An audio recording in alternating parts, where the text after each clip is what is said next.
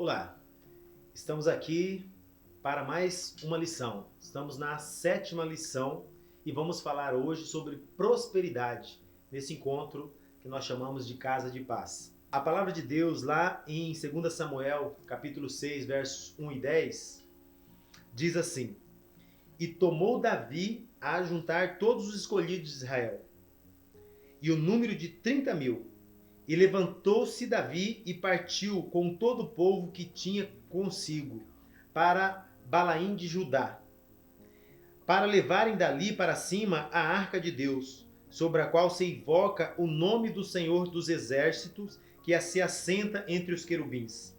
E puseram a arca de Deus em um carro novo e o levaram para a casa de Abinadab, que está em Gibeá.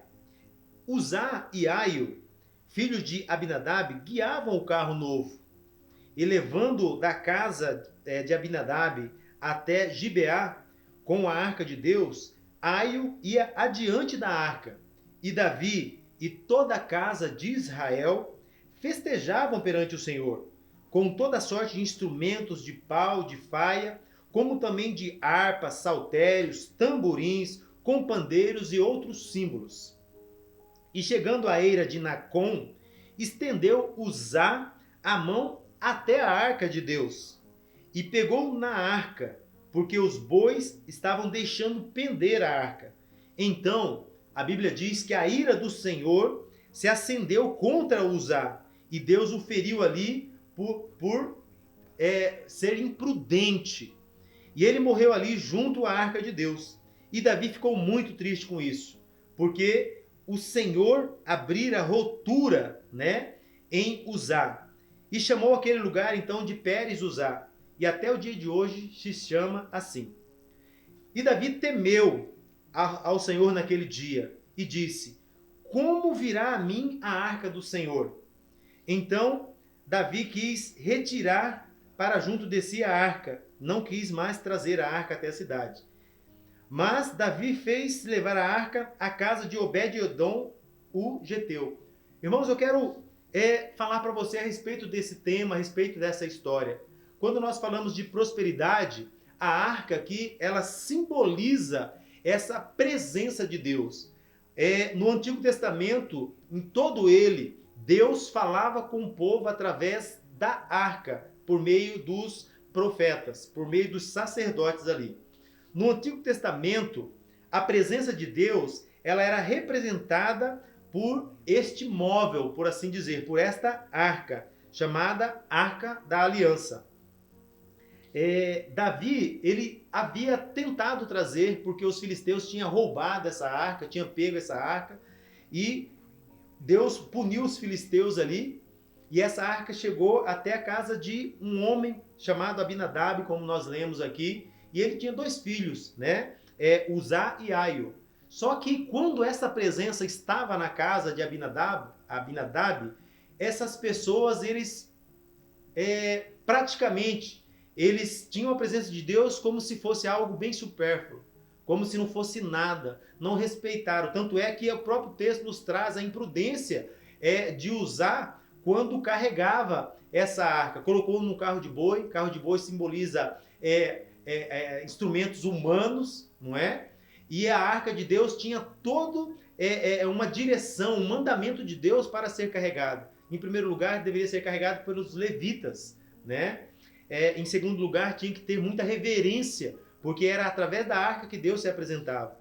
E pela irreverência ali de Uzá, Deus terminou matando essas pessoas e levando Davi a repensar e a olhar para as Escrituras e dizer como é que Deus mesmo diz que nós devemos estar na presença dele. Então, o primeiro ponto que a gente precisa estar atento com relação à questão da prosperidade é termos a consciência que Deus tem que estar presente e se fazer presente em nossas vidas. Então, a prosperidade de Deus em nossas vidas sempre será fruto de nossas decisões. Quando Davi deixou essa arca ir até a casa de Obed-edom, porque ele ficou com medo de trazer a arca para si e medo de morrer, essa arca ficou na casa desse homem chamado Obed-edom, que ele temia muito a Deus. Temia de tal maneira que provavelmente ele chamou seus filhos, chamou suas famílias ali na casa e falou: olha, essa arca que está aqui é a arca da história da libertação do povo, é por onde Deus falava. E ali eles começaram a temer realmente Deus e a cultuar a Deus e a respeitar a presença de Deus ali. A arca do Senhor, então, ela deveria ser carregada nos ombros do sacerdote, não da maneira que Davi fez.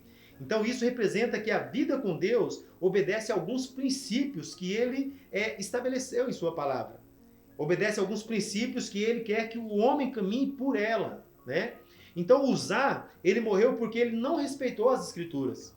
Ele não respeitou a presença de Deus. Ele não respeitou realmente os mandamentos de Deus. Então, diante disso, Davi então tomou aquela decisão de levar essa arca até a casa de Obed-Edom.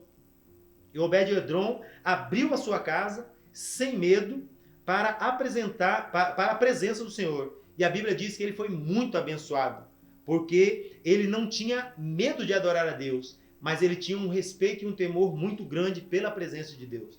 Então, o segundo ponto é que, falando de prosperidade, é que a prosperidade ela depende de levarmos as coisas de Deus a sério.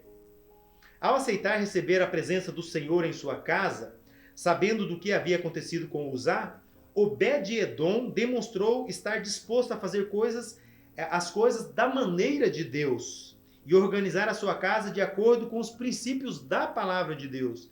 Se Deus o abençoou com prosperidade, porque a Bíblia diz que ele foi muito próspero durante o período que essa arca estava na casa dele, né?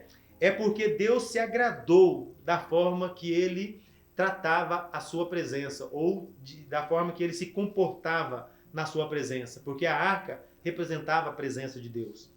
Um terceiro ponto é: não podemos perder a oportunidade de mudar a história de nossas vidas e famílias, quando Deus nos oferece a sua presença. Obed-Edom, ele vivia uma vida comum, como nós, com as nossas famílias. Quando surgiu a chance de receber a presença de Deus através da arca, ele decidiu que não perderia aquela oportunidade de ser abençoado e permitir que o Senhor reescrevesse a sua história e a história da sua família. A maioria das pessoas, elas estão morrendo porque não conhecem as coisas de Deus. Essa é uma realidade de muitas pessoas hoje. Nós, porém, que fomos escolhidos pelo Senhor para abrir a sua presença em nosso lar, precisamos então aproveitar a chance e mergulhar de cabeça na fé em um relacionamento de compromisso com Deus através de Jesus. O último ponto é que nós temos que decidir entre perder ou seguir a presença de Deus. Quando o rei Davi soube que a arca de Deus estava na casa de Obed-Edom e Obed-Edom estava sendo muito abençoado em tudo que ele fazia, ele se inspirou e foi buscar a arca da aliança para levar para a cidade de Jerusalém. Ele pensou: olha, como Obed-Edom está sendo abençoado, riquíssimo, ricamente, eu preciso trazer essa presença para dentro da cidade. Assim, Obed-Edom não pôde manter a arca em sua casa, mas certamente manteve a presença de Deus na sua casa. E por quê? É uma pergunta que eu faço para você nessa hora. Porque Obed-Edom, ele decidiu seguir servindo a Deus. Quando continuamos estudando a Bíblia e encontramos lá na frente como um sacerdote que servia ao Senhor no templo, nós começamos a pensar que Deus deixou princípios e regras e mandamentos para que possamos seguir Ele da forma que Ele quer, não do jeito que nós queremos seguir. Então, ele tomou a decisão de não ficar com a bênção de Deus apenas por 3 meses. Isso falando de Obed-Edom. Mas ele tomou a decisão de prosseguir crescendo na fé e se envolvendo cada vez mais com o Senhor e com sua obra. Você vai entender, se você ler a Escritura, que Obed-Edom ele se tornou um guarda da arca no Palácio Real. E nós, o que vamos fazer? Vamos seguir o caminho de Obed-Edom? A nossa campanha de oração de Casa de Paz, ela não pode terminar hoje. Vamos, então, parar para refletir e dizer para nós mesmos: nós precisamos continuar trazendo essa presença de Deus. Precisamos continuar perpetuando a presença de Deus em nossas casas, avançando em nosso crescimento espiritual. Eu quero concluir aqui dizendo para você, ou perguntando para você, será que Deus já mudou a história na nossa vida? Ou na sua vida? Como fez com Obed-Edom? Independente da bênção que está sendo buscada nesses 7 dias de campanha, ou de encontro, ou de estudo, por assim dizer, será que nossa vida voltará a ser a mesma sem a presença do Senhor? Ou vamos nos envolver cada vez mais com o Senhor?